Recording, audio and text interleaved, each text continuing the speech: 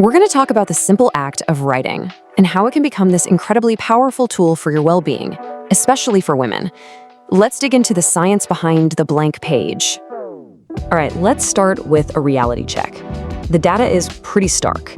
You see, women experience anxiety disorders at twice the rate of men, and depression up to 3 times more often. Now, this isn't just some random statistic. It's a really significant gap in well-being, and it's something we need to talk about. So that raises a pretty big question, right?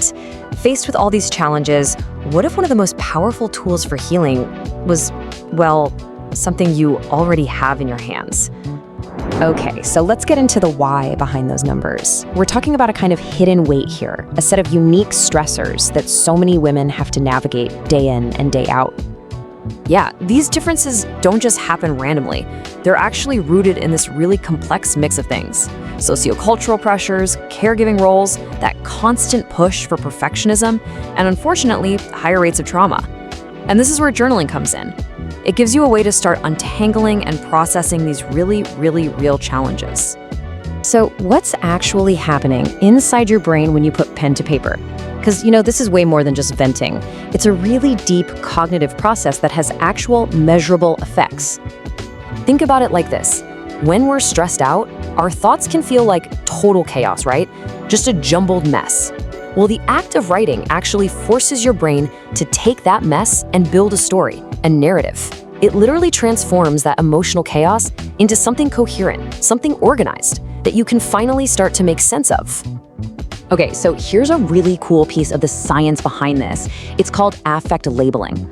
All it means is that when you put a name to a feeling, like literally writing down, "I feel anxious," it activates the logical thinking part of your brain, the prefrontal cortex. And when that part of your brain lights up, it helps calm down the emotional alarm system, the amygdala.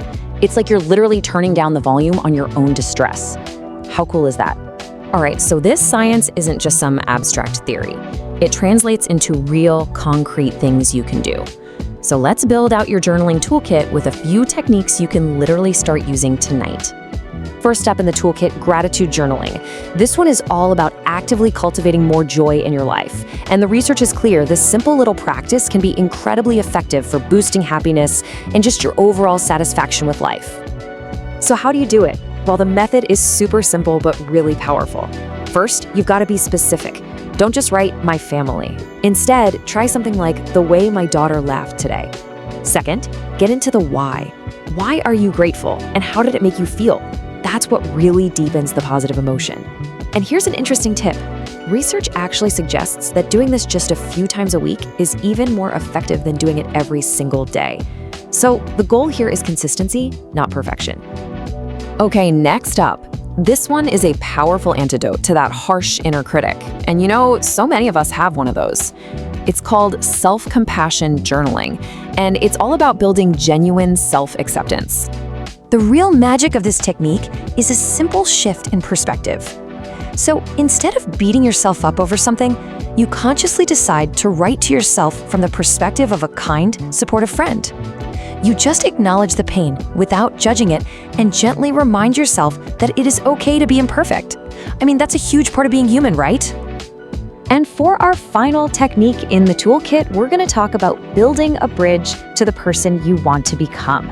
This is called future self-journaling, and it's an amazing way to get clear on your values and get motivated to work towards your long-term goals. So here's how it works. You write as if you are already that future version of yourself. This helps you connect emotionally with that vision. You describe what your life is like, what matters to you, how you got there, and then, this is the most important part, you identify one small, concrete step your present-day self can take to move toward that vision. It just makes the future feel so much less abstract and way more achievable. Of course, knowing how to do all this stuff is one thing, but actually doing it? That's a whole other ballgame. So let's talk about the most common hurdles that get in our way and how to get over them. Yup, this is the big one, isn't it? I just don't have the time. It's probably the #1 reason people give for not starting a habit that could really genuinely help them. But here's the solution, and it's so simple. Just reframe the goal. It's not about writing for an hour. It's about writing for 5 minutes. Seriously, the science is super clear that consistency matters way more than how long you do it for. A small habit you actually stick with is infinitely better than a big one you never do. Okay, roadblock number 2, staring at that blank page and just feeling totally paralyzed. That pressure to write something brilliant or profound can stop you dead in your tracks before you even start. And the fix for this is just as simple. Use a prompt. Take away the pressure of having to come up with something. Just start with a simple phrase like, right now I'm feeling, and just see what happens. Or hey, just grab one of the techniques we just talked about. The only goal here is to begin. That's it. So let's bring this all home. When you look past all the techniques and the science, what's really at the heart of this simple practice? What's the ultimate power here? At the end of the day, journaling is really an act of empowerment. It literally changes your brain and how it processes difficult things. It helps you become less reactive, it builds your self-awareness and compassion, and maybe most importantly, it puts the power to heal right back into your own hands. And that is the heart of it all.